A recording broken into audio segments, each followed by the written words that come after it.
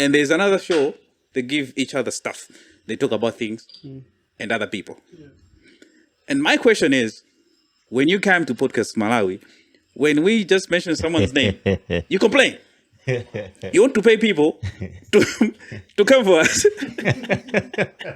I'm confused. Can someone explain, please? I think ngini game no man na you know me so fit.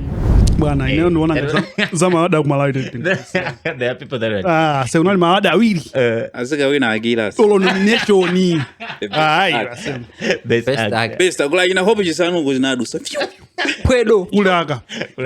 Kandala. Ndebuli leo. The highest paid actor. Osawira la. The president did. I do my own stunts. The only actor. I do my own stunts. I don't get not even a nomination. Say, imagine that. But we are not complaining.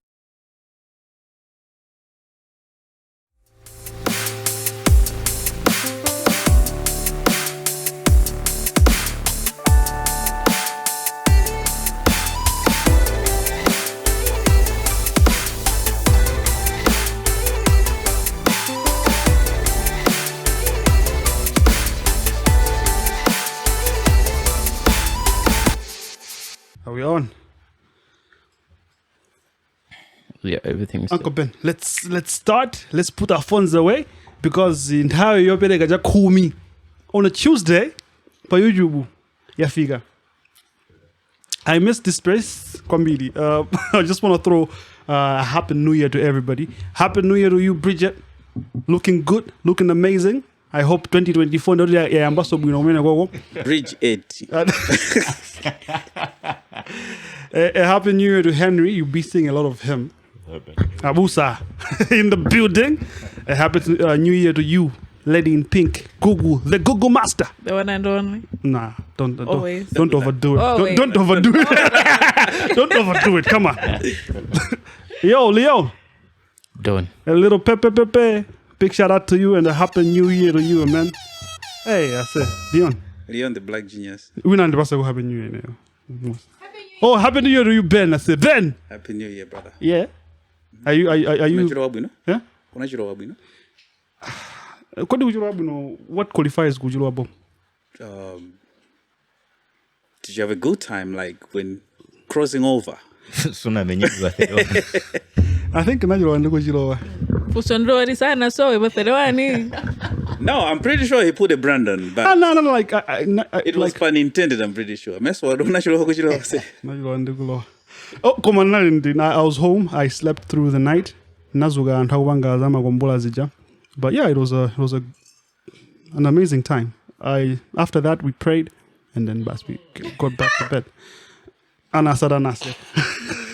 Today I came late, like an hour late. I had to go to my barber in the city center, Rehoboth. So, they usually take their time, like 30, 40 minutes doing my haircut, So they really take their time. And the coordinator was like, yo, you have to hurry up. I'm like, dude, I'm not going to rush my barber. So I had to let him take his time. So, but anyway, here we are. Is this your flipping excuse? Is it your excuse for being late? Uncle Ben, simple terms. Pepani guys, this man has a figure. This is Manga na kapu ya podcast Malawi sin my pay zande na ngotenga glass ya nyumba man. Glass ya plastic. Okay. All right. Anyway, a happy New Year to everybody that's watching us from wherever you are. We are here to bring you nothing but the best, properly cooked content. Zagazija basi. Malawi, tibangasa Malawi. Tukulira. Chaka chino sotirira. Beretrari na chaka chata. Kwa namba moche na kulira chaka chata het. Chaka chino jambe fast. Mukadula. Aye. Okay. What namba moche do? Kulira. Tina ya usada na yamba ngati sitimalira na watu. Mbazo nenga simunena wina wake. Yeah. Tukunena wina wake kumene. Koma saifeo timalira nao. Okay. I don't care. Anyway, welcome to Podcast Malawi, the #1 podcast in the land. Iwe. Wamva. Shit, as I miss this place a lot. Too, man. Jeez, man, I jeez. mean, after the holidays, it's been like 3 to 4 weeks without recording. Yeah, so it's good to be back. Ukakumanda anthu kapachayo kapena sumakonda kuyenda enda. Ayi anthu amana ngatola anthu tukapasazochita inaja kuti ndati ya holiday tikubwera. So here we are. Ino nomangula kwambiri ndi unabounce. Ena fe sitithandewo. Sitithiyapa. Sitingamakusolizireni. Yeah, just But yeah, I'm very excited to be back. A lot of content coming in through kwa inuyo ma segment ambiri. Chaka chinochi Podcast Malawi should continue being the household name. But Malawi pano. And it should be, one of those. It's Podcast Malawi. Podcast Malawi. Okay. I'm with Uncle Ben and full house today, man. And yeah. Ben. yeah, man. In December, one of the things that I enjoyed doing was just looking back to my achievements as Podcast Malawi, as a person, the friendship, the family that we built February last year, Bagabanoba, the shade, Kuchola my glass, and now I got no glasses. I can see you Yes, guys. sir. Yes, sir. Yeah, because energy, you're looking like a gig. These ones are better. And this one's a better, yeah? I'm pretty sure they'll get you laid. Again. Again? Tinapanga episode. Emphasis. Tinapanga episode ifeyo kupita ndapita kumene makhalako osapanga explain ikapanga drop kuti hayi so izizi samathandauza izizi yayi musandisiye ndinamasiye Nangazingoporokoza Bridget. Okay, muzingontenga koma kuti azamvela konkuno. Mene makabanga explain iko? Yeah, mungoba ngadi ku disclaimer ku. Ngonje zilakala inekera. What I was thinking about beat. But yeah, there was a lot of things happening in December. I was invited to a couple of events. I enjoyed the privilege of being written to. That's it. Brandon Jones, we extend this invitation to you. Come and bless us with your presence. I'm like, yeah, I'll bless you. I saw the pictures. You had a good time, my friend. So first and foremost, I was invited to the Hive experience. There were complimentary tickets, VIP. They were given to us by Hamigo and Chikoti. Big shout out to you. That's Story Cup FM. Big shout out. And we went. Me and my entourage, we went there, and yeah, it was amazing. Entourage yamu to Mozi.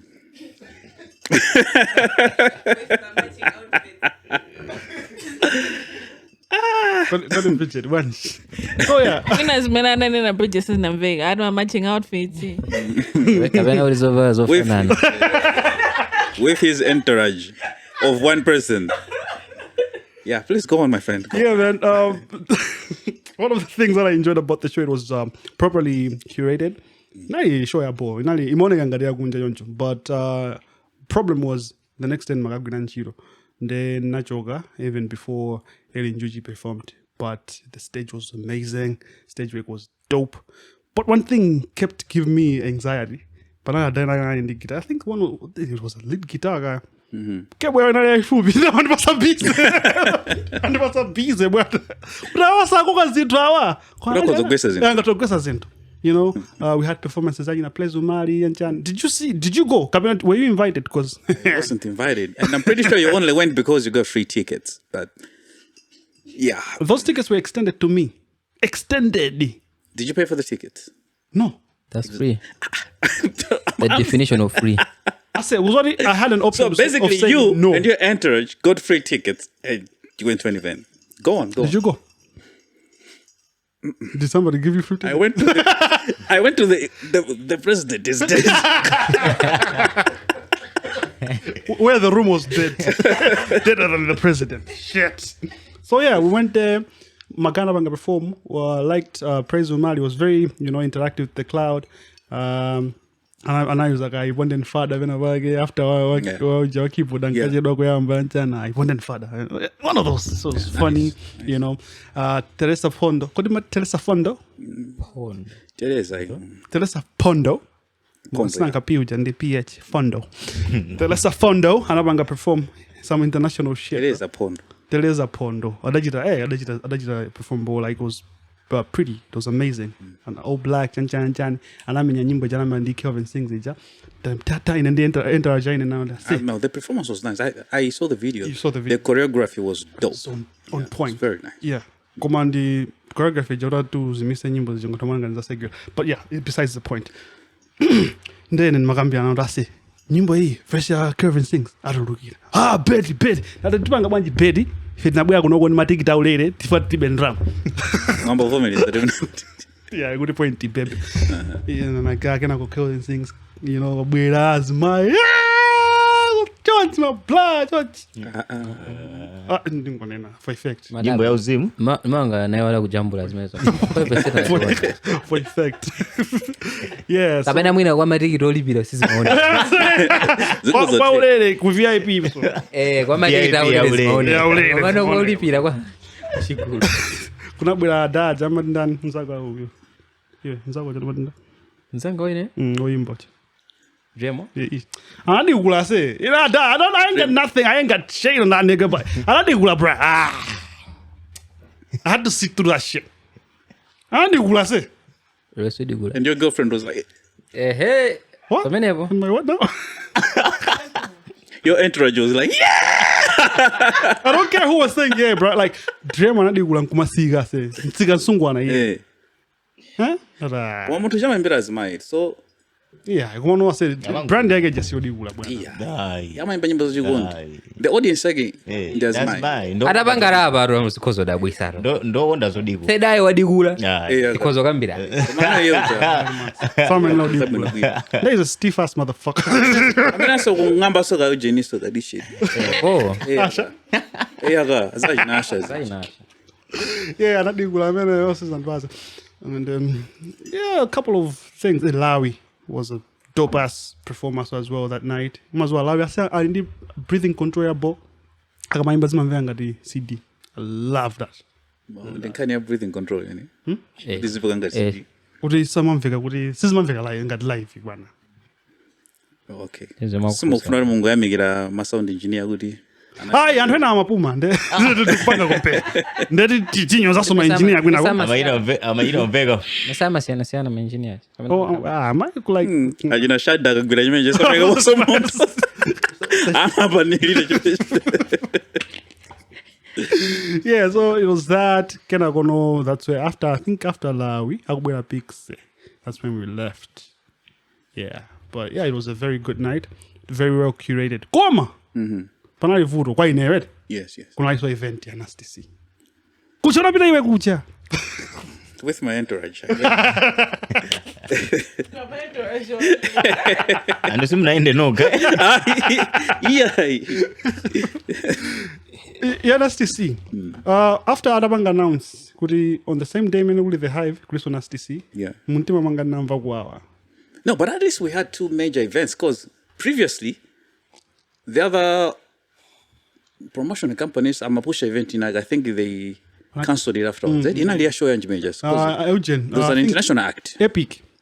Not in the international act. I think Illusions were not in the international act. So one of those Anabanga pull out. They pulled out, huh? Yeah, the pull out game was strong. Yeah. So Komana Nesses and was a show. I say, Mazodin. Ungatewenda basi ujoga BICC au banga perform dream ukampeza Anastasia kwimba kumbaya ikawata kumbaya kubera ukampeza je akudigula dream ode sana vale kabudangare kalulu. I'm trying to picture dream akudigula. It's not a good look, bro. Not then like so goal like so goal asidigula. But I'm pretty sure my ladies anasangala. Anasangala. Nana vibes. Mena ndwaza majina banga. Nana vibe di basi wa. Good night people. Aruka ro kuzemba popoto. Ana ada vula malaya bwana. Unama. Ripped na anyamata mukusunga zindu basi mama malaya hapa I think in your mango guy security ganango. Ama yaza say no. Munhu alanda drama ndankazi. Nzabobo. I understand that nigga has bass, bro. Like it's cool. Yeah, you know, kusakunda nyimbo za Dream Studio Sidolo. Ineyo ndamene sizimandwazi. Kwazodi ulazo sizimandwazi. kwalandanda nkazi hayo sabubu dream ukozomvesese ngati somakamba so day nkazi tsiwa don't know what else bwino ine as I said so it was one of those things but I didn't like kuti unaiji patronage yako isuti inaliyo ipe and I believe I saw a couple of people that I follow on Instagram who anabanga attend both wabezi jodi ubange hope my event feeling must be so Koso ndokona ngati ukana kharusu you also have a complimentary ticket yako ujeni yako Anastasia wewe ukana biraso ma sinkanava ona mena valila demene ndo sinanka kwa mayo yanchani so it was one of those things where I couldn't una chikonzi ja ino ndi entourage muna vala zinthu zoti kuli koseko zimagwira no what were you doing on the 31st never crossover Yeah. Why is it so hard to believe Woody and I went to Ujin go crossover again Which one needs to be specific? What crossover ndi yani? Echani uforogozo di crossover again Iniyo msaidiyo. Because when I'm a crossover Major one and I send crossover I'm not saying good in time but Major but kama yeye anabidi unali crossover ajani unali crossover ama Jessica and Penti unali just know good in crossover and if you want more details for now I played the face. That's why I'm there for weekend mini ndokuri kuna iso crossover. Yeah, ingatoka crossover and how it. Edingari never know he managed to cross over. He crossed over while crossing over. Umbonone naona nani ku cross over. Trina entibula. Ndega ndibuti. Azumazizi. So, Pauje pa 31st. Casto bashine by 31st. Yeah. It was on yes. Then I saw crossover minute. That was also a crossover. It was. Mna mkozo kama ichula tu benanali. Agora go no. Well, Casto bash. Kumaso unali no crossover aji Kristo. Ya go church kwa Bridget ECG. Bro, it was packed. That was huge. Damn. Could venue again good. I saw the pictures. Kujen kuganengo. Kwa house ngana. Yeah. Agriculture Bri? Yeah. Luchacho wa Bri? Yeah. Ah, okay. Anaira bwino mwena bwera moja. So listen pena mana roja bwino. Ah, okay. So I was checking all the stats. Anapanga video ina yake malizio there kwa bwera fans over 20k. Good. Kujen from outside of Malawi to attend the crossover. 20,000. Over. Ongo bwera bwana. Ojoka kunja. To be exact, okay. I would 23 beef. Okay, jabu. They're over 20,000 there. Where am I going? Wanna buy? Yeah, man. Kodi is it a whole cabinet? The warehouse. It's a warehouse? It's a warehouse. One year ago, eh? Yeah. Sikuje kuganengo. Ndiku floor. But auction floor. Auction Holdings Limited, yeah. Oh. Yeah, so it's a huge space. Okay. Yeah. 20,000 obwera. 3k. PCC kana kwa nani? City werengera alowhere. Yeah, I mean werengera so ama Indiana. Tukamba za antu. Ama Indiana. Come on, say these things you know to be endorsed business wise. For me business wise panga endorse because my gonna go to the bajipinjo ja forex. Yes. I believe time ina nabwera makaya kwa lwaso forex ya mbi. Yeah. Natamanga. Wazizi magaya sana panga dollar in terms of my BNB. Yes. Yeah. Accommodation and logistics. I remember navila kwanzanga na I guess in area 47 like yo alonda watu kana kwa ndibutu anapasa maloda a BNB kwa sana onesana nkwali bila alonda waso wasagurani sakoteka ndokubaona bena magona alonda abo pamena mpanga oje bro oh no anausanga Komanda basana drama zingaje. Pamela boy ngatu kaso ni. Kama drama it's worth it. Inaliyokwanira ndi malo. But most of the Airbnbs that I know, you should be able to find them kind of online, eh? Yeah. I mean Alibaba. Kompaso sikuti ndi ambiri wodi Vana ndi yancha. muntu. Vaya zongo vana ndi muntu zijandina yake. Komano I remember Gwamba posted on Facebook saying kuti magaya amene muli ndi space kwa anthu mahotel atanchani. Ndenga muli ndi madeni oti mungate upangisa. I believe a lot of people made money out of that as well. Just that kuti mnamage he didn't come back to say kuti anthu amene anapanga provide ndakuti and then yeah. But yeah. Anthu amene anapanga around area 18 komanso landlord entertainment yapanga ndalama. Oh. I think ndimene maendesa zochitika izizi. Oh, anaika ujeni. Anawina contract ya kuchange. Landlord entertainment ina contract. Ndio miatamangisa duzi. Kodi ayambaro, oh, it's operational. Yeah, I remember I met Ujen ku Hive. Pajana bank announced last year guri at a gula landlord. And their biggest deal so far. Ndi ya kuchali. Kuma ndio yambiri so the biggest so.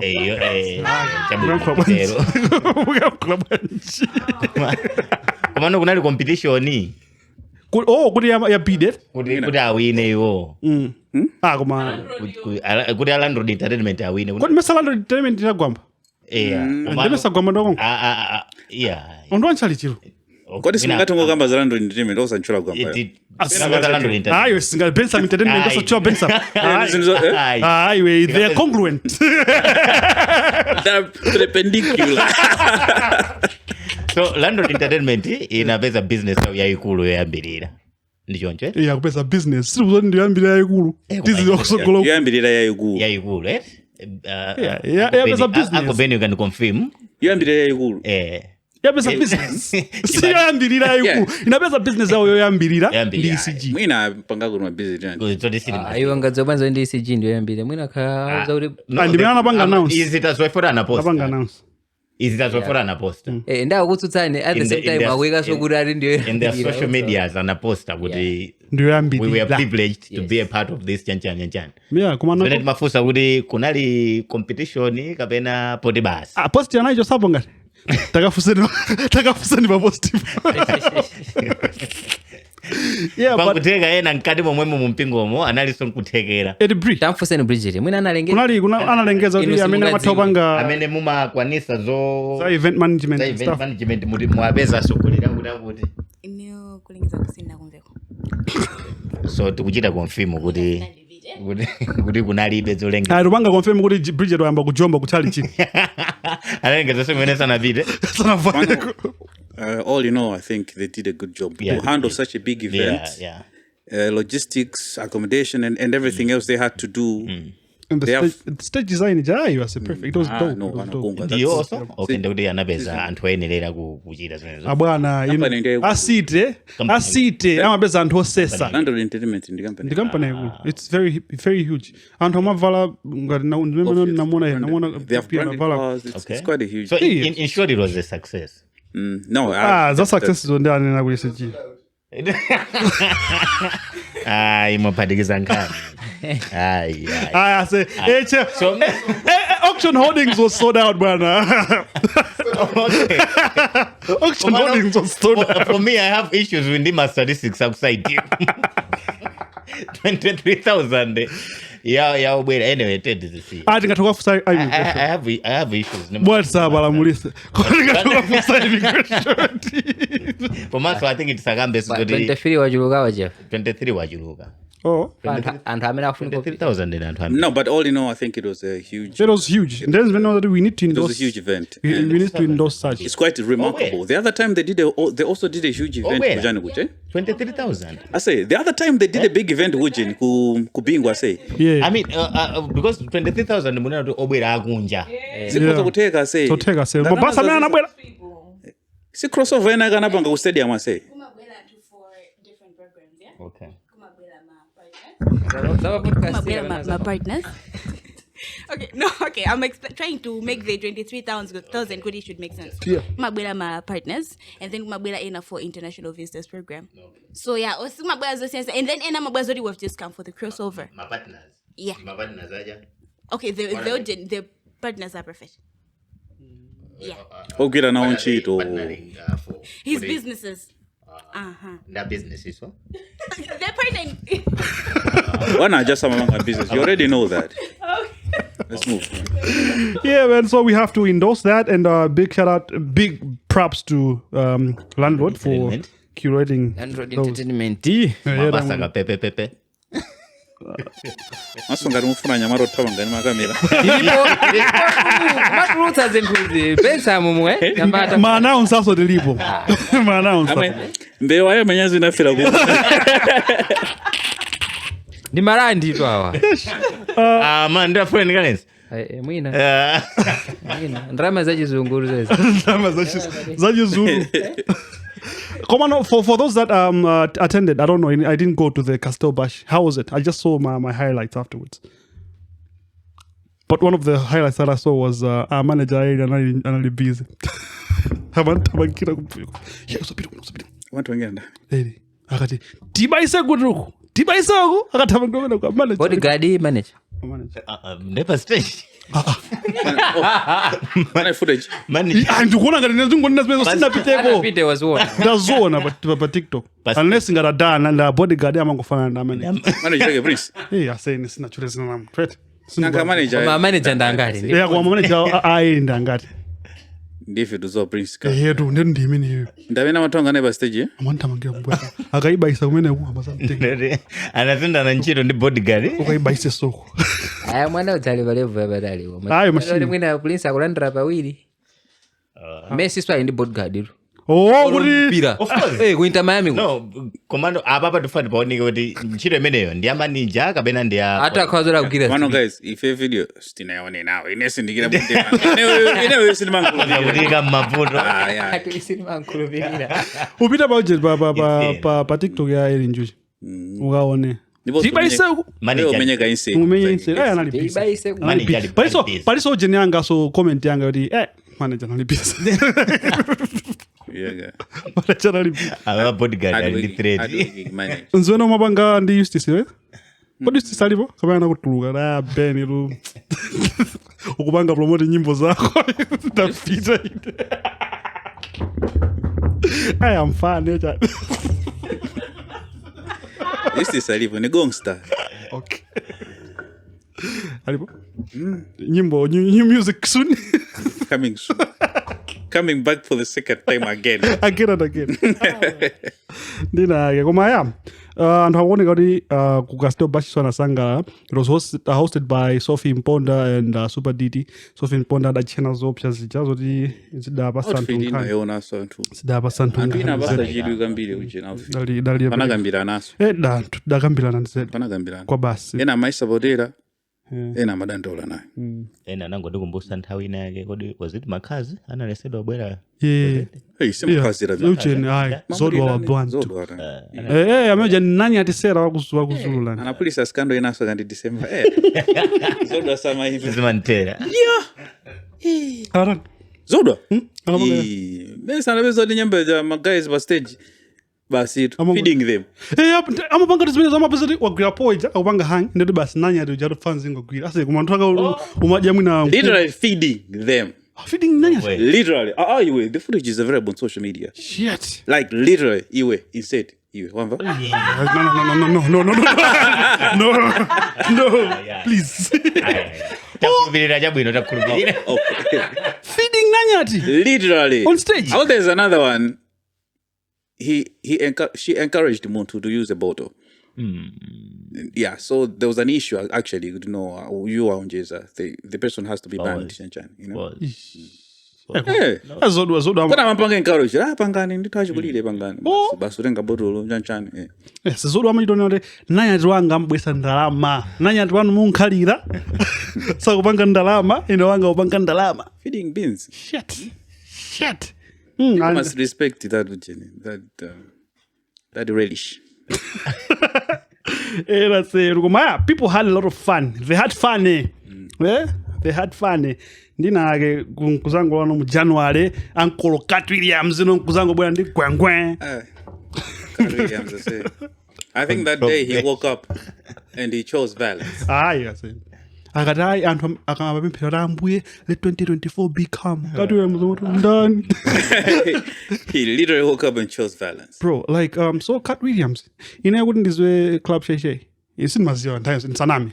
Ndazwa by episode ya Katt Williams. Yeah. So Katt Williams was invited kana irovemba kuti apite pa podcast ya Shay kuti akachezeweze.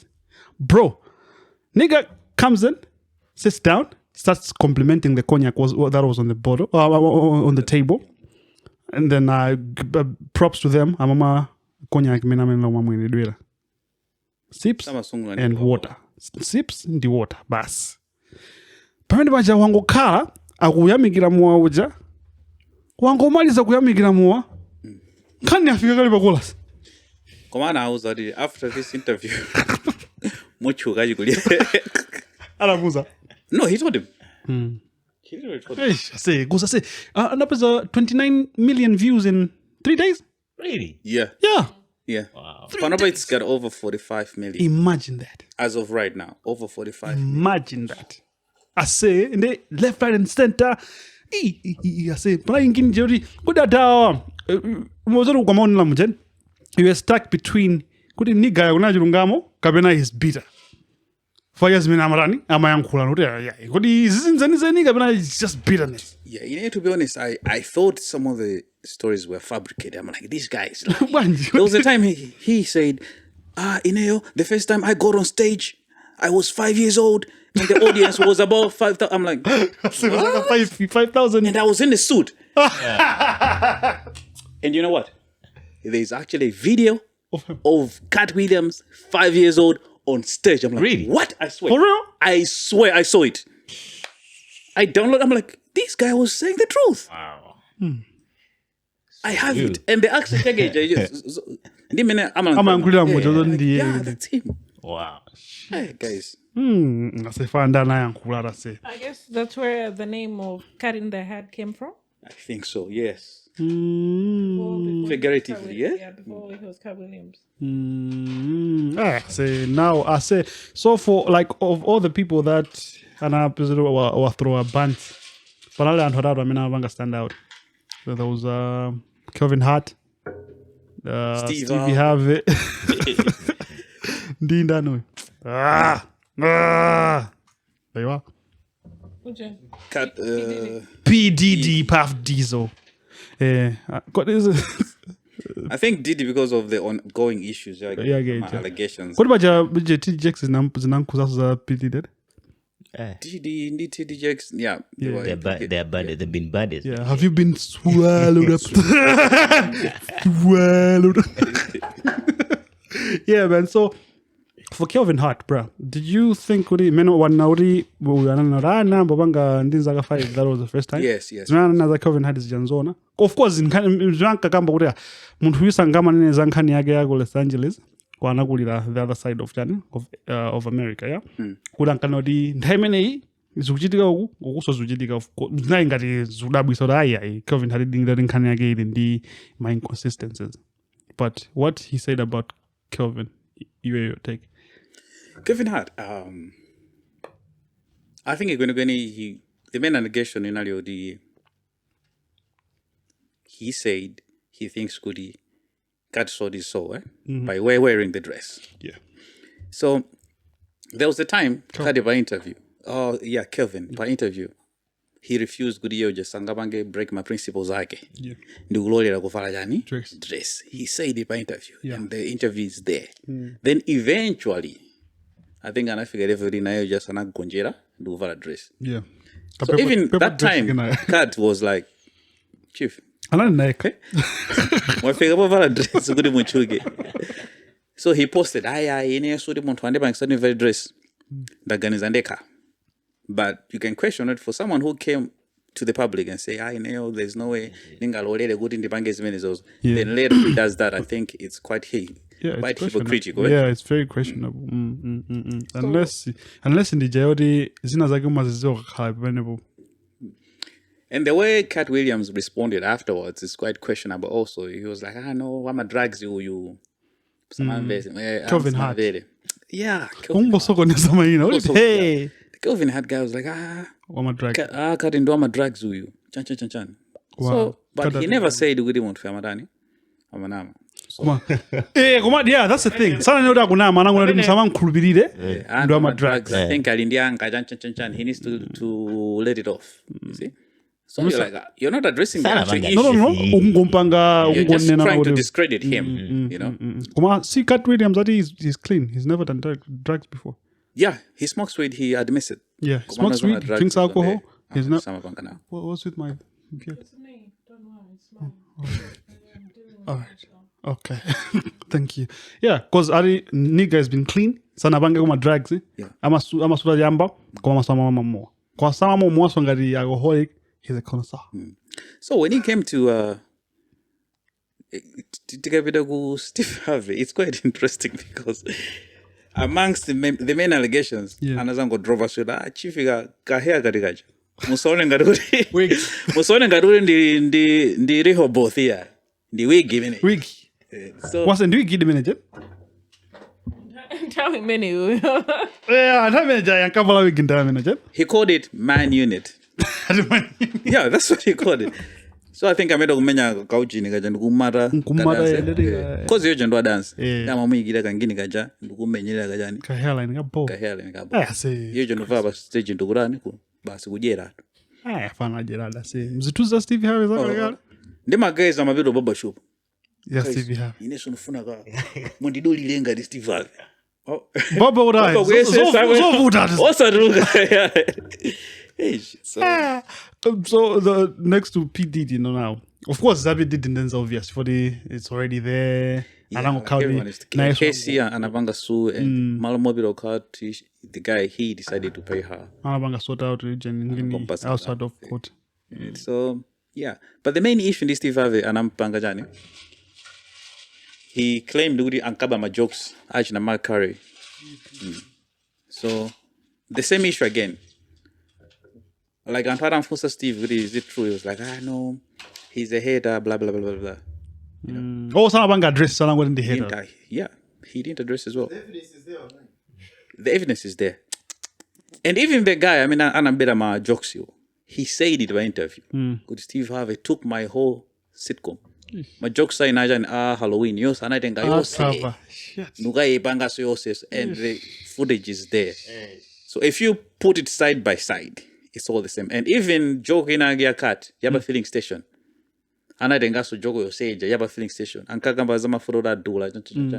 Kalomaduga Twilaga and that 50 bin. Matago Matirabajan, Dumadigilira, and Ganka Foni, Mavura. He took the entire joke nice okay banga. Why in another was more? Mafuran Dula.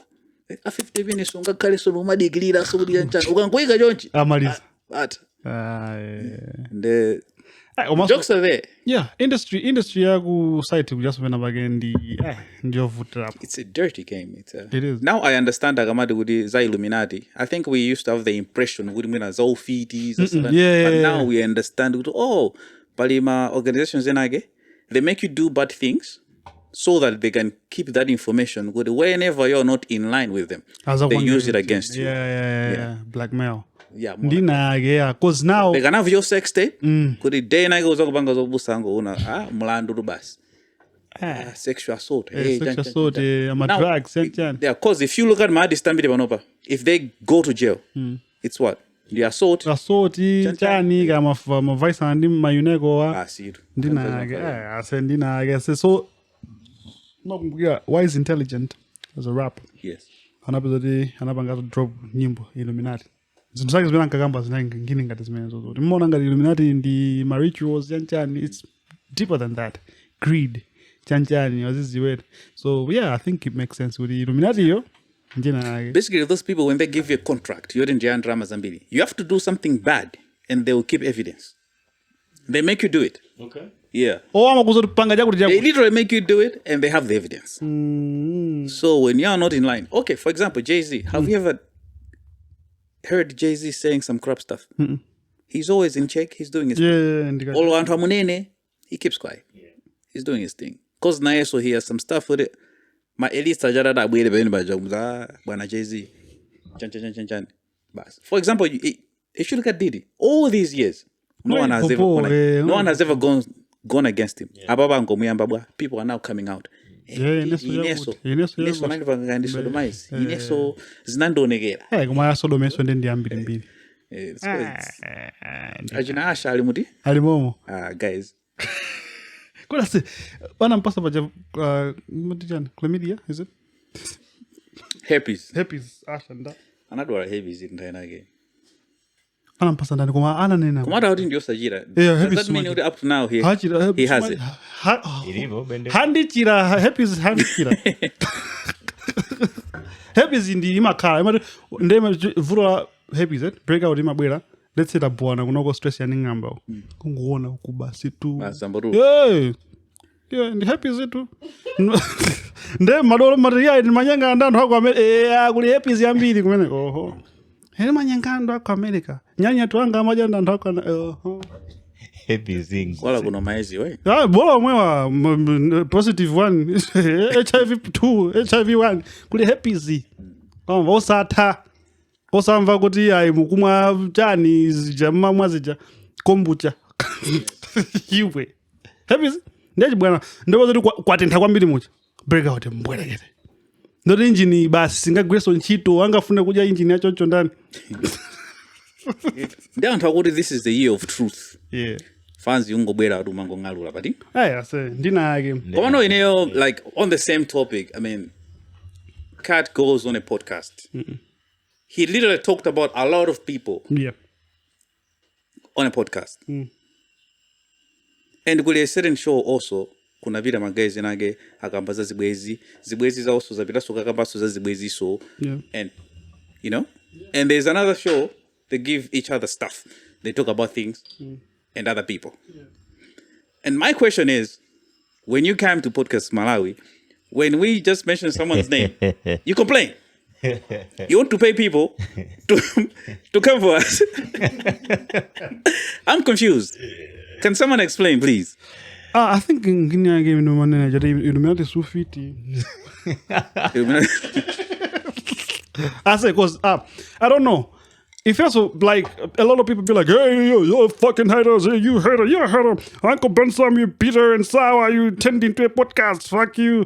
This guy, we don't even know him, has glasses, what the hell? Now he has some hair, he looks Sujan. Like, yes, we are haters. Inu no, see my hater, because everybody else is talking about everybody else. And once we do it, we're in the wrong.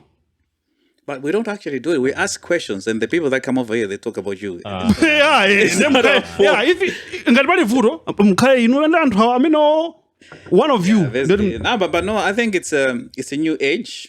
We are going to transition into this. People will get used to it. I think already used. Already, you're now getting used to it. Ain't you? Ain't you? Yes, you are. Yeah, they are. Some mafuso tunasiya. Kabela mafuso ntobola. Kama mutape. No, makapa nakula kulu ita matobira holiday. Because actually, if you kunoko, the instigator can send us to vacation. They can if they wanted to. So last year nali pa West behavior. Akuti ngati kunchito kwanu zikazoti apita anthu holiday. Iniyo nkukuzana muzigwira benchito just in case for the emergency. Chimene ndingapana ngono. Tofunika mulimbikire. Only small and medium like SME. When you a corporation, it happens. I say we scrap this off. We are out, you know. But it's tinene yonchi mukamati nena eti muzinena swena also fanda zinzano eti yeah, you know. Koma nkhani ndiya kuti this is a year of what? Truth. Mufuna pepe So we're also happy to see Goody we are having my podcasts which have been planted. We have what kairekera industry plants. Industry vegetables. We are not growing. At the end of the day, the number one podcast in the land. Ata kudzala masolo funo betsa nkula. Basically, my podcast being funded by people to run and come against other. But it's good to have a competition. We're happy. Isn't it ironic kuti akuti ife timapangidwa fund kuti tigwese industry? Akupanga fund. Ndi podcast akupanga fund iyo ine kuzamvera mahits atanga ndabwino ndendo dula. Pepani sindikuza nentengo. Mwamvera mbali imodzi amwe. Mono? Mono yambali imodzi. Kumamveka ku left. Kumamveka ku left. Mukaimvera. Samamvera pa phone palawo. Keep up. Just keep up. Agoma no. Would like to encourage you to catch up. No, okay. Chiyambi ndi cha bobo chimakhachovu. Zimangolengera chaka chimona yamba. Yeah, zingaruru olelolo asekula kampani odi banga mafoni. Ndi ubanga phone mena Samsung ana banga kan 202 kanjani olubanga phone ma asimezana banga. Ngokhala se. Itangogula tekinozi. basi khalani kazimvera ni Yeah, podcast but we welcome them on board. It's good because now suda angopena manota ansambe gym. Koma suluka ngopita ko 2 weeks uzaoneka ngati angopeni just Oh, you have time. You have time. relax, grow. It's a figure of speech. I think this should just go to my guys. I mean, I'm on Angari, their names are mentioned like Everywhere else. Come at the end of the day, it's always podcast. Mukamana naso the podcast musamati ka. Zizo ndezo pepe. Choyamba 2. Munabanga I want to encourage these people that are doing podcasts. Please do it for the right reasons. Of course. Chifanya kuti chimanyimani boy ne and hakangoti podcast and hamona ngati aunena podcast Malawi. That's wrong. That's wrong. I'm not happy. Anapita podcast anapita podcast Malawi, kaya anapita podcast Zimbabwe. You know, you have to tikule tizinarama kuti mwaso tizipanga maoje my PLS amas. I think in the zili bwino koma kuti chaka chino tikamawina ma award pakhadi pali competition need. There are people that we are trying. Bwana ine ndiona ngati za mawada ku Malawi. There are people that are se unali mawada awiri. Asika wina agila. Solo nomination. best actor. Best akula ina hope chisanu kuzinadusa. Pwedo Ulaka. Ndebuli leo. The highest paid actor. Osawira la. the president did I do my own stunts. the only actor. I do my own stunts. I don't get not even a nomination. Say, imagine that. But we are not complaining. We are not. Just do better. Just do better. As Malawians, let's do better. Mawadzi akale, you know, they have to be credible. Best They have to be translator. Best translator. Akana kuchipanga. Best translator. Akana pikisana ndaji na alipambirira ntajamazio. Mamuvi aje. And hama mwana ngala See company boss. And guess which movie yomwe inawina the best movie of the year? You'll be shocked. Which? Adijani kodi. Ndaiwala komandia. I think in Aruga 2009. That's the movie that won best movie of the year. In Which year? Yeah. No, go back to the. Oh, I'm saying nimafusa the kuti best movie of the year. Year what? Yeah, pamene boy. Amenela kunena yonke. Ngati 29 zapopo. I messed it. Kuli mawadzi. Oh, koma 2023. 23. Last fishing Best boat. movie. Huh? Last fishing boat. Last fishing body all about nomination in Alibo. Achimwene. Imagine that. All high bro kunalibo. All of I think mafatani nalibo. Kugwetsa fasali ja kebede. Kumano ayi ne fatsani sina onelepo ndeti. Sinozio. Singanene. Bafazane batawigweza. Atawigwetsa? Sinayonelepo. Ngatonama kuti ndizibakira bwanji. I'm not being a hater. Kama nkhani ndi yapwera. Basi ine nabanga phedo nampanga endosa say. You know, for Facebook, guys, vote for this guy. Because phedo namba kumuona kwatepo. Phedo, you know, one of But those here's the thing, and another thing I just have to mention. That movie came out last year. They had premieres last year, does it? Yeah. Anabanga my premieres BICC, Gagudi, and those a bit or two. And wiper. The moment I banga release by YouTube zaulele. It's for free. It's for free. Pocket. Hey, I'm like, guys. Ndijani. And kumapita kuje the president is dead. Mwina promo kapena. Ayo koma mwina promo. Apa paiva nganso rimesa iliko. Mawa. I said, It's a meet and greet. anapush. Masaka onera film yo. Akaonera bwanja ntaona kale ulele. Ango kangoonera so kuti 5p ni money. Yeah. Wajeza ndipwedo. Mwanjira ina think kupepesa kuti siri Sina bwere. I think kwa ndeti kama endera tu imene itu zitivutatu. Ndeti kama endera kuti mubwere muzaoneka kenako muzina kuti ndife madolo sizienda. So Ndizichamuna pesa tunapita ku video yao. Yeah, wow, yoka niko panga buleba video si. ino tunajitsiro. Mma yase iweyo basuma ngulimba nandi ya ujeni banje andani ya dani the one ya jinazeze banje napangika so mateke. Ndisokomwezo anondenga No one is not talking about it. You always talking about is the president dead. Okay. Is the president that times TV they had my technicals. Fort ifeyo ndebwa anthu Are the Kingstons dead? if I want the president, but you're able to excuse Ajinazeze doze. Amazu. Excuse kutiko.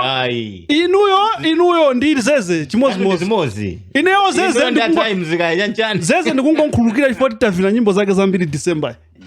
Kudamena harusa ndizeze? Nyimbo zake. Okay. Komano zizi zoti mukuti tizoonera zakwawozi. Zo nde is the president dead teacher. What happened? Taforo goes Ase Andrew akuti 8 koloko kuti dzona pa 12 It's at 9 o'clock. Yeah, before. Huh? Can I half 8? Kukubwela first of its kind in Malawi, like Podcastmalawi, Chanchani. Ukhalaswa jina lawi. Malawi. My rhymes, Bro, kufika half 8. No. We have shifted it to 9 o'clock because it's the best. We are serving the best for the last. 9 koloko tukolela njangu. Anu anakuya. Mesara nega mpira gwe. Mpaka malefe. Imagine that. Kena kaikano snippet. Intro. Who was the intro? If you're TN ujamati kwa nini TN the intro yabu inokuambili. Eyo TN. Basi that was it. Komaso intro jogone anga documentary. Yeah, zima kala joncho. Ino makangara ina Kim Kardashian Simone. Ubasa ninja. Zima pesa kari mugamba na mujeti. Ndi Amazon fusa wina. Ine mtu janamba naye chifuacha cha kutela wena saka fusa sokena. Zima kala joncho ga. Osango tone tsakuyamba napo kaya bana. Iyo ka sinimbeti yabuno ndimene yoto.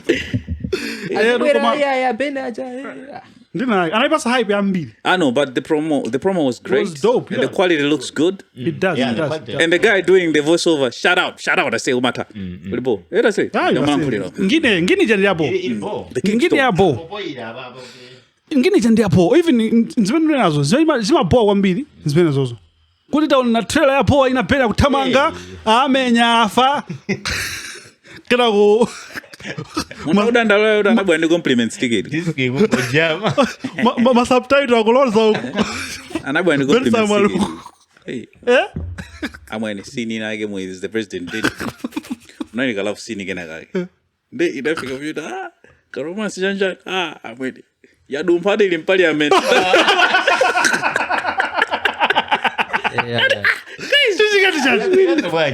Mazima jidiga. That is na onekela jina ujini. Zeze. Ali semudi mvesesa. Na ama singama bwele kwa backwards singa mvesesa. Aba banga rukulu kumvesa ndi mvesesa zeze. Muzitole. Fwa ina Bensam mwamba. Asono ni maseries aba TV weyo. Yo TV ni madinga ngo yasa. Kodi chipausa iso chibanzi. No moneka wantali mmene mujara. Sanjiz. Na umana dindin tsanona. I thought you were tall. It was someone called I thought you were beautiful. And somebody could get when we hit back. So we just swallow it. Kuma, this year we should do better. In the name of like documentaries or reality TV, kuma documentary. TB sure. Kuli ma allegations mbwerekete. Yeah. Bana, you know what? Growing up, timaona TB not by choice. Kwa foti nyumba mwa kuona lelo. Yeah. Nantu umazo odolo one time at least and the 5-6 think tuberculosis Joshua. Foti bia meeting kazo ife, you know tuberculosis. Nde zina like una jeje sitting kazo ndi Temitope Balogan. That's his name? Yeah. Na? Temitope Balogan. Gun. Bola tuberculosis. Bola di be mwe. Never thought. Once when I Joshua Thomas Ben. when I saw Joshua anange garantu msavudi. Joshua. You know, like my Chinese people, when they come to Malawi, they use English names other than their actual names. You find it. Mike, But the actual name, you yes, Sungachule. No, komaso iwaja alima Johnny so ambili like okay, John Gogo in Chinese or Mandarin is Zhang. So there are a lot of Zhangs there, which are Jones. So I no, don't Jones me. Don't Jones. Don't Jones me now. Come on. Brandon Shine. Yeah, so there are allegations from former members of Scoan. Yes. Ultimately, Synagogue Church of All Nations. Yeah. Many mabangidwa lead in the Prophet TB Joshua. I mean, that is here. How long ago? 2021 or 2020? 2021, right? Yeah, but yeah. 2021. Yeah. So my allegations I mean kupanga revolve around rape, assault, komaso physical abuse, yeah. Ndi kunena kuti pali zinthu zake zimene zimachitika umene uchaku zimene samafuna anthu tiziona. Zinayi ngati zabwino so khazo zimene zimaonekera but behind the scenes kumachitika zinthu zopsa ati anthu amagwirisa ntchito ngati ma slaves building imene anapasa clearance kuti amange anayipitiliza ndimene apanga lead kuti building chaipange collapse. If you do not know this story, just go back, you can find it. Inapanga collapse kunamwalira anthu ambirimbiri, anthu ena anavulala.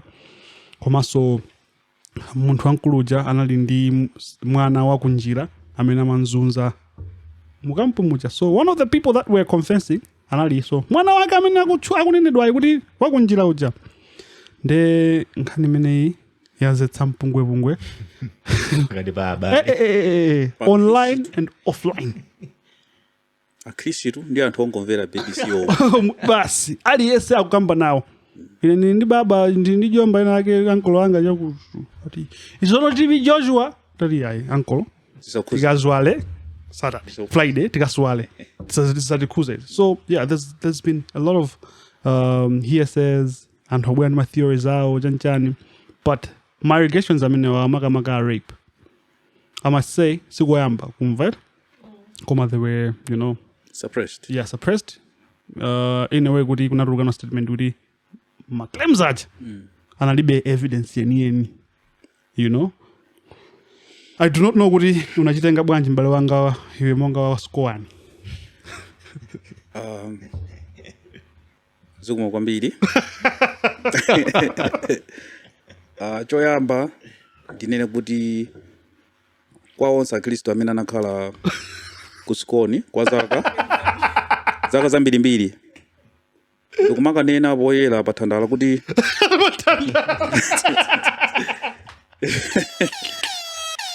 kuti mtsogoleri wathu malemu amawazunza awazunza bwanji anthu anakhalapo pamalopo zaka zodusa mwina 10 15 osachoka. Chabwino zinazo sitiyankhula kwambiri sinankangati zinthu zalipo makhala limene wewe kunalibeko mwina zimenezo tisankhulepo kwambiri kumana kwa anthu oti mwina omwe ndi Akhristu mpingopo akhalapo nthawi yayitali olo zina amati amagwirisa ntchitozo bwanji samatha kusunda fo lero ukhoza kupita kugwira ntchito ukaona kuti ntchito akuti panikiza maso nga Jombe onzapita unkusha uvume thupi likwelelane. But anyway, I think I can also, like on a serious note, I have questions. Yeah. I have questions because sometimes I think people can choose to play victims because Antoine Amakaudi, they like accountability. Yeah. But yeah, there's no smoke without fire sometimes. And no, not sometimes. There's always fire. Kabina vape. Mina vape. Vape idu ndimene pamalibe moto sutima uona kuti makhulupiriro nkati mwa vape muja muli moto nditu. Yeah, but I feel like zinazo because okhala mina kuti pali substance, eh? Yeah. But to me it's a sensitive issue because I don't really have hardcore facts. Yeah. But it's quite interesting, good, you know, maybe some people face some abuse. We have seen things that, you know, mina mapastors ola zebusa akozo kamuza nkazi kuti iwe ambuya andonekera kuti ndikwatane nawo. Mwina basi matokhala boza kungotengera advantage yachikhulupiriro kuti anthu amandikhulupirira ndikale basi yo chazona. And if the belief is strong in the leader, they succumb to those scams. So actually, one of the things that we were talking about before we started recording was the problem with Antufe comprehension yangini mazativuta in a way that I can be I can have two personas. Yeah. The one that you see here online, of which, you know, I'm actually a victim of that. Automatic command down, someone like this is just a more high volume. Command high zone die. Akamanyoza president Timothy it's a president Zigo ili Tanchani. Was this weird? So one of those things, I'm on angati high volume. So we can have those two personas in a person. 1, 2. Anthu haja mulungu ati ndi anthu amulungudi. Tikatengera ndizi zimene amanena zija, we can relate to the Bible. Tingatopanga mamina kuzicha amachitika mzimu woyera ulipo for Christians. We believe that mzimu woyera umagwira ntchito. Komano, what we have to also understand is expect humanity from a human being. my errors, my flaws, you know, that comes with zokumba ntima wako, zokumba fresh, yeah? Matempa, you know, kukonda kuona pornography. This is what wakhawa kaunga tomapanga. Nankande ndikuza nikuti I kuti khulupirira zoti ati Joshua mapanga repa anthu tikana Katt naona pa TV. Are you trying to say that? You know, sizingatheke. So I'm not trying to say kuti izizi amapangadi. Koma atakhala napangadi pali evidence. Ine singadabwe for you ajanalirani adali munthu. That's all I'm saying. So tikamapanga comprehend my issues ngati amene awangati anthu. Tizipanga so consider fact imene kuti ametu kambira naye ndi munthu. Those are anointed men of God. I say, do you know the story of King David in the Bible? King David was close to God's heart. This one is close to my heart. Yeah, Samson. But do you know what David did? David did what Rugali Babagone.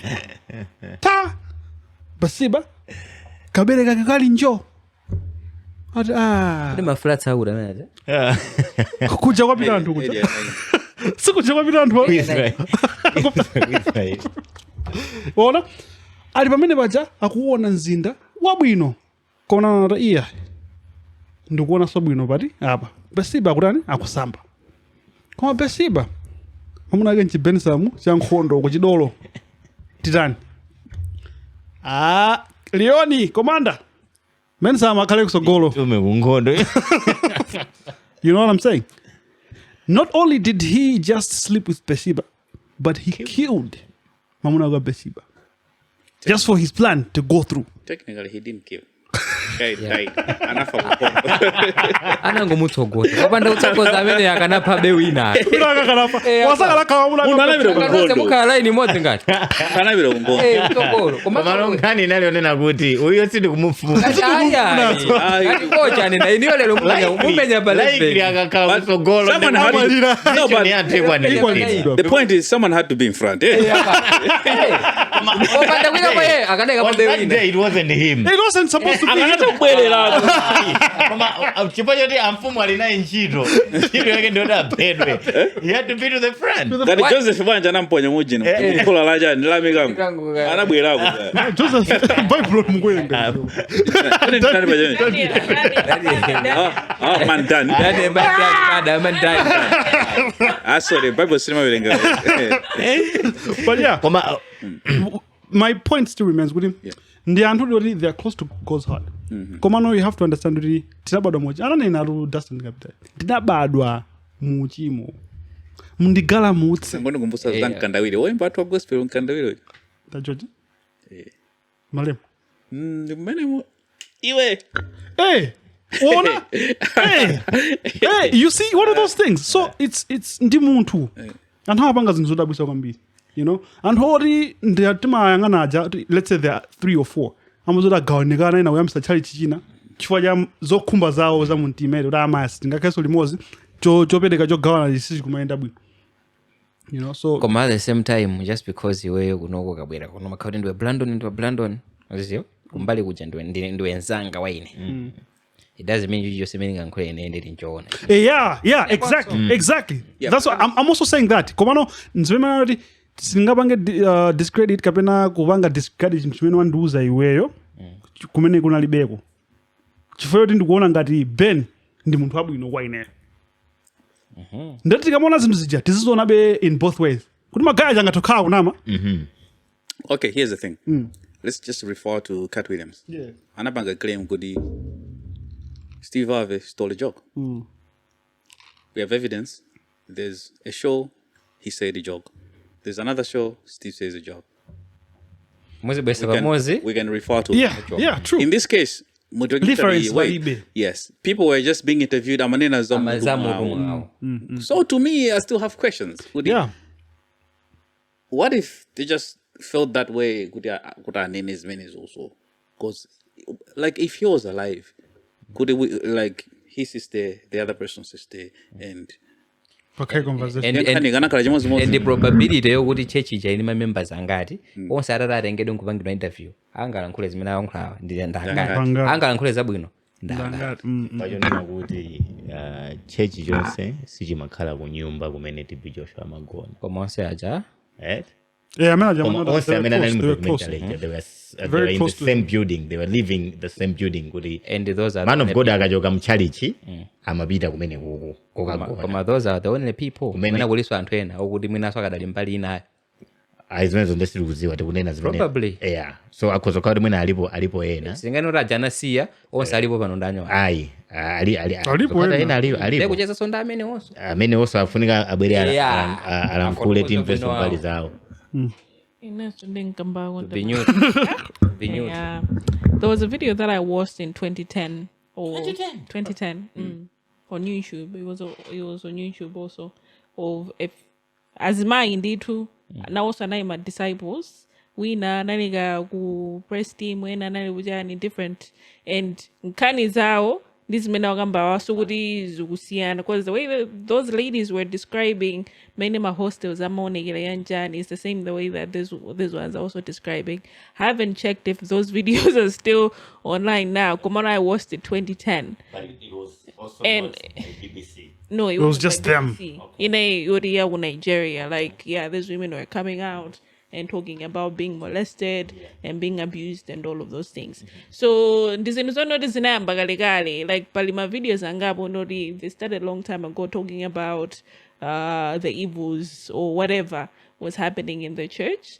This one is not the first one. Komano, maybe we're attacking it so much for Nori. It has been produced and been released by a very big Corporation. entity. Yeah. Yeah, so Podcastmalawi at zero syllabus. big entity. So maybe that's why it's buzzing a lot. But there have always been my videos in Garameno Gambela Way back, over a decade now. Yeah. So but this one is buzzing a lot because maybe it's BBC. So we don't know. probably mamilioni amene amaonera aja alikali ni mamilioni subscribers Okay, so yeah, that's what I'm saying. We have to take this thing with an open mind. We're not trying to say the church is evil or the leader was evil, but what we're trying to say is we should not silence the victims Yeah. in the name of the Man, person yeah. was a True. good person. True, because That's what I'm saying. I think what came into my mind when I was watching, right, was good. Okay, if I may dismiss the victim, right? So I was just thinking about good anagakaguri awandi mayanga, right? Kamena ndi sister wanga, wanga. Nde akulankhula zimene zanjikira ndi munthu wina wake mwina oti anthu ena amankonda olo mwina samanga Oro yo mwankonda so iweyo so. exactly how could have ndikanazilandira bwanji ineyo on it stuff like that I think what you're saying, sorry, no good. If you just involve a lot of feelings, because mwana wako atabwera kuzokuti wakutondimenya you can easily believe kuti mwana because ni mwana wako. You see sanama gonna be biased. Okay. Pakala bias. So let me not encourage you to use my emotions in my shoes. You have to be so pragmatic yeah and rational. Very pragmatic. Okay, I think yeah. Mina taking also that aside also, I would just say goody. As long as the pachulidwa ma abuse, just looking into the fact that they were saying goody allegations. I don't know, we are being raped, being physical abused. Right?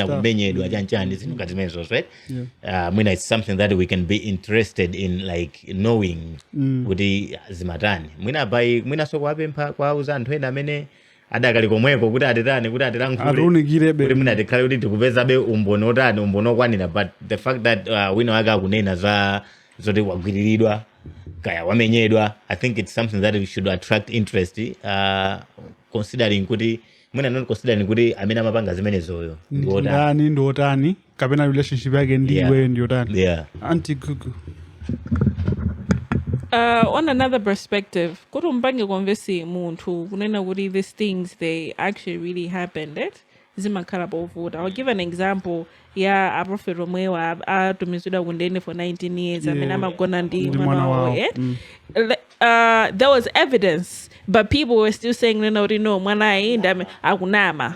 You know, afuna gwesempingo, she came, she's a demon, whatnot. While there's still evidence, right? Ababa, it's hard, the evidence has to be released, because even if you watch the documentary, they're saying there were cameras everywhere, there was tight security, so where would these people actually get the evidence? They were being raped. Where would they get it when they were on a 24-hour surveillance, right? So where are they going to get the evidence? Because it means the evidence was there, the church was keeping it and hiding it, right? So how are they going to get this evidence? So what do you have to go the person that you love is capable of doing these things. It's very, very hard. Even pana kwa evidence you in any moment documentary. Munagane na udi they fabricated that evidence, right? Because even still today, a prophet akumangoja ja Kristo walinganga beba pambuyo bao.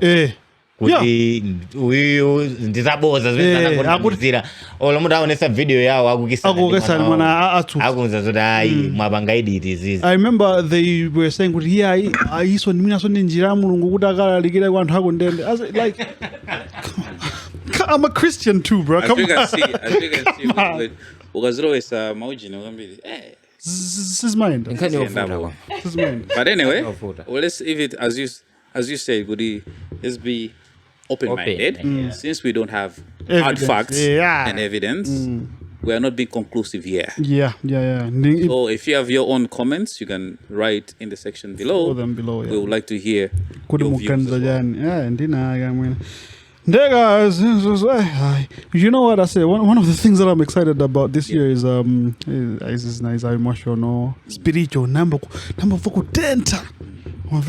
Let me go. Let me damn it down a bit. One thing I'm excited about this year is the entertainment sector, especially the nightlife. Illusions. Imeenda limingo, imeenda khala kopiti, kumango sinta mayina kucha. Kumene kuja alindika tendency ko bwelesa ma aksa kunja. So I think on the 27th of January, chaka chomwe chino. Hawesa mabanga pronounce jan.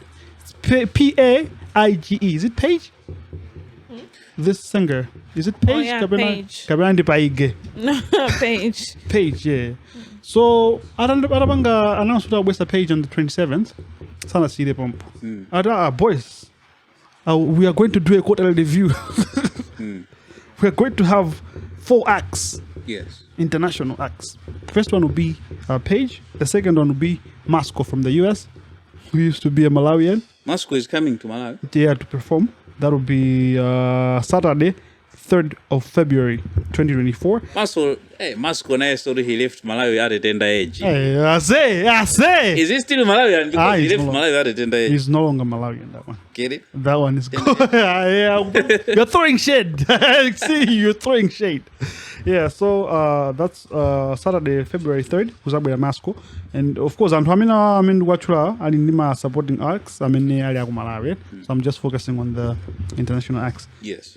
On the 2nd of March, it'll be a Saturday. Dali Wonga is coming back to Malawi. Wonga say. Wonga. Nga. Like in Zulu, the NGA is Nga. Sorry. Yeah, so Dali Wonga is coming back. And also, there's this person that pulls a Brandon all the time. Musa Keys is coming on the 6th of April. Musa Keys put a brand. Dali Wonga. Yeah. Musa Keys put a brand guy 2 times. That, and I'm also excited about the Flamingo. The Flamingo, I did the only internationally recognized nightclub that's going to be launched in Ikalabajaba game. Special game. Permanent. I did some of Flamingo. No, they already secured the space, but where? Which building? Exactly. Maybe the new building behind no, game complex. Game. Yeah, bro. Muna make mujamuna Lily Afonso. Just a nightclub, eh? Nice, Lily Afonso. What is it in Babo? Because I think there's a lot of parking space.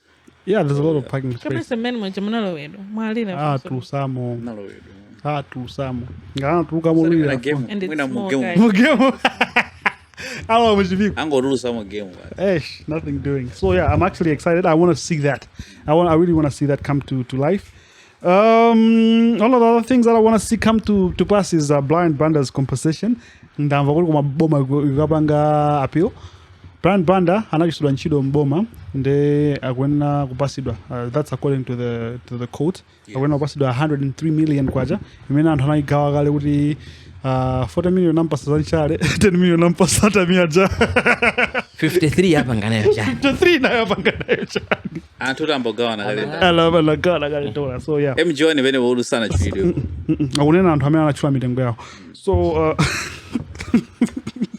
that's what I want to see. And also, I've seen growth in the Nanyati Association, Nanyati Providers or Association of Malawi, Kapena Nanyati Suppliers Association of Malawi, where people openly coming out and saying, you can access their Nanyati at said price. Kumaso mabanja kumatandi tushfori Nanyata mabangedwa provide bino. They're feeding other people with beans. These are actually alleged. These are allegations. Kuti anthu ena ake mabanja awo akuvuta chifoti madamu amakakulisa nyemba. Nkani ine imene kundipowa ndikufuna so ite ndi ya magaya amene avaya ku Israel. Magaya ku Israel aina ake amadandaula kuti ma agent awo akumafuna amapanga demand kuti sale yawo isanafike kwa iwo ikumabwera kwa ma agent aja. Yes. So solepo yawo kenako azipitisana kuma account kwawo. So it's been ongoing. Nkani timakambirana kuti the problem is the program shouldn't enjoy, but there's been a lot of secretive operations around it. Yeah, so there's been that kuti anthu sakuzwa information yeneni foti kwambirira kumonga ngati information imabisidwa. Information inabisidwa mpaka na nankhula mujani mu parliament ndipo boma lidakana kuti zimene zonse zikuchitika zopitisa anthu ku Israel. So opportunities ngati awawa oti tikupanga export labor anthu ambiri amapesapo mwayi including anthu okuba. So pali that ongoing fracas bas, palibe amene tingathe kumkhulupirira anko pe zaku Israel zimamva kukena kali kose kapena we should just keep through. No. Is also ndinamvako. Tipange mwanthawi malingana ndi But madikesi. the issue is, I don't think it's private. Yeah. Information, you need to get it when you need it if it's useful to you. Yes, sir. Yeah. So I don't know why we're so much into the what's going on. Ungadi fair information okay, maybe for the sake of knowing if but anyway, but to my understanding, I think Palima agencies, Agumabanga is easy. They're facilitating with the funds is better. They're able to enroll, help people go through whatever stuff, and then they get the job they are good at. Then they go, to a certain place to do a job and whatever. So I don't know what I'm complaining. I'm complaining is agency again. They don't even know what my agency is. Yeah. So and if there's an agency, many still want my deals are both. And moreover, if I was to leave Malawi to go there and work, I would make sure whatever I'm signing, it's in order. Because for me to go there and start discussing with my agency, no drama, that's very questionable. Yeah, because I would make sure when I'm leaving this country, you have to be sure the paperwork is done. So when the issue came out, we are in Israel and the agency is saying the money must go to their account first. I'm like, boy, I'm going to So I think the initial plan which they agreed here in Malawi, it's what they're supposed to stick to. If the issue was agency, there's nothing else we can do about it. They were not supposed to be complaining. So but for now, I don't know which is which. So Panali Ujere, I'm feeling defeat, of course. So Panali suggestion, my agencies are mainly involved here. Since it's a government deal, atipase list ya agencies yo. Right? What's the name? Yeah, no, it has to be accessible for a person that's interested to. There is access to information. If you really wanted to go to get it, you can actually go get it. No, now, mena kwamkhira anthu awo zukanga kuti And we get it. there isn't. Yeah, I mean, so why can you be complaining? But as a government, also, I'm pretty sure there's some stuff which is I'm a kind of privileged. Some information has to be privileged, but zvezonena kuchitika papanzoti pakhale agencies amene ali recommended ndipo malo for I understand kuti zizi zikuchitika chonche but I don't think by emergency amene akupanga operate boma osazio. yeah ndipo malo ngati tikudziwa likuyeneranso kutiuza kuti agencies amene akupanga za uku ndi awa kupanga zimene kuti anthu ena ake atengerapo advantage yokuberana. Understand? So if you want to go to the University of Malawi, one, you have to pass MSc yako at least like this. Right? For you to apply, mweno banga is. Anything else outside of this is not the process. You get what I'm saying? Mm-hmm. Yeah. So that's what I want to say. Ngati kuli my agencies amene boma lukupanga recognize and then guys amene umpanga zaku Israel. These are the prerequisites. These are the agencies that you can deal with. Anything else outside of this, that's your own problem. Could at least mage pa contract ija nasa nada it is there and then the agency ikusinta zone you can come back and say this is when you can easily pin you know what I'm saying. So my agencies alipo and soon now they are going to paper lipo the government has to in the responsibility fund and try you can trust these ones because these ones were enlisted by the government. For zopita kunja kwase anthu anamba opita kunja kale even before the government started. They've been going through different agencies. So, and then five. These are the five that are working deal with Israel. Ngati Bensam entertainment tabwe uzoni to wisan to Israel. If there's a contract involved, they just have to be sure they know what they're getting themselves into. Yeah, because at the same time, if you didn't understand the contract, C40. Contract. No, that's just problem. Because you can't leave Malawi and you start complaining. I'm pretty sure like they didn't really go through their deals. Yeah. They accept to we interrupted Gugu. She was trying to explain. Escom did. And like how things operate globally in terms of agencies, right?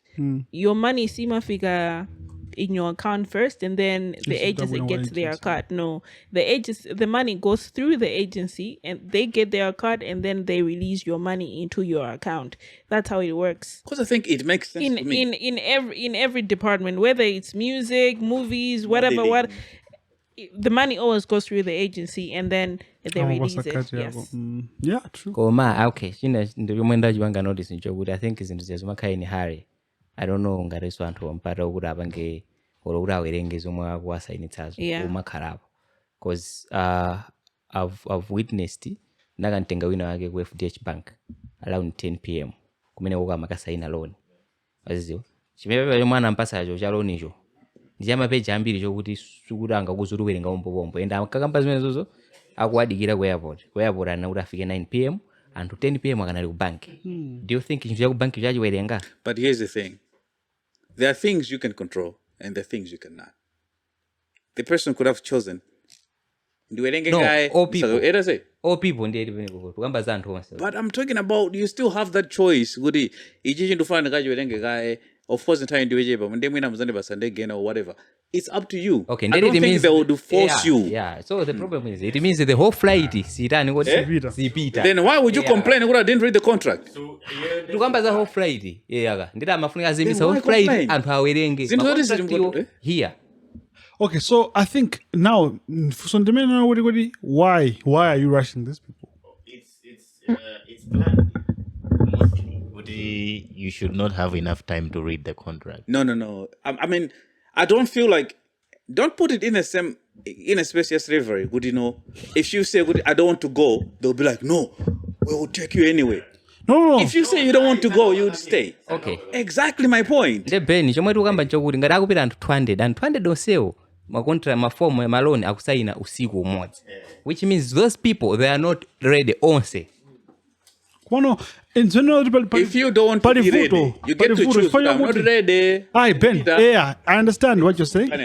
Palivuto chifukwa kuti why are you signing usiku kubanki magwira ntchito 1 to 3 I mean paka 3 whatever shit ineyo ndakwiya kwambiri fane nkhani tizakambaso vuto ndi magesi izizi zingathe kuthima ndikunena izizi chifukwa ndikunena mwamvesesere big shout out to Riverhole both for keeping us like this, looking all beautiful and sane like people. Beautiful Bridget mumu mo segment yake. Ben ndamena unaona na merai vrondiyeyo tubirage siri mva hair gadi. You can look at my dimples. I got them from Rehoboth. Whatever. So yeah, the ones that are doing my sister rocks and also washing my hair on a weekly basis in the Rehoboth. Yeah, man, and also match here Podcastmalawi ndimene ikuti samalira kumati kulira ma supplies komanso kuti pasa masalale pamodzi pano anthu amadaba kuti muzigula ma t-shirt muzigula ndinuyo. We are heavily funded by Match. Zibangili. Yeah, within this bangili. So yeah, man. Kodi zibangili za nchuno yambo bangali. Zilipo kaletu. No, kan madam. Kodi usina upeza? Hape pani. Ine kwa ndi zibangili ziwili. Chimoza anatenga entourage. Nasa nejibi. Zosa bro saenda weka ndimenera. Ngati matishet anga mene aenda. Olo matishet atama nyumbamu. My entourage. Akutenga matishet. Koma ni matishet abu. Ni matishet abu. Entourage. Akara mozi. Entourage yosla kainda zbarake. And I mean, so like another thing, I want to thank everybody else who's been here, keeping it locked. You have your bell on, you've subscribed, and you also comment, engage. Koma, zomatenga mbali, pamuzimatana nazo. Mwambese, Tent isn't going there with an open mind. Don't take sides. Not even our side. Akunama, you're entitled to your own opinion. Tukumenyani. Tukumenyani. We don't condone violence. Mamenya rao. Ananena. Episode, ilipo episode vena mamenya ine sungani menyi. I've never said that. Okay. I said sungani menyi. I never said ndimenya muntu. Two different things. Come on, guys. Kwa episode zana na kama kamenya antu. Ndiko mangani meno sitikamba yoni. It's been tani. Kongo mulangiza muntu ame. Rikuri sungani menyi ndere ndume. It's been what? Kongo mulangiza muntu ame. Sangani menyi arafuna Bensam, it's been what? Allah. Podcastmalawi. It's been Podcastmalawi, the number one podcast in the land. Yes, sir. Brandon has got new glasses. Yeah, I've got new glasses. Hey, the other ones. And new wig, like Steve Harvey. Okay. Your border. Okay. That's where I say fuck you, Bensam. But thank you for watching. Keep it locked. Subscribe, like, follow, and comment. Because we love that shit. And I'm getting a call. Enter Ajay. Yes, sir. And we out of here. Me and Ben, we out of here. Peace. Yes, sir.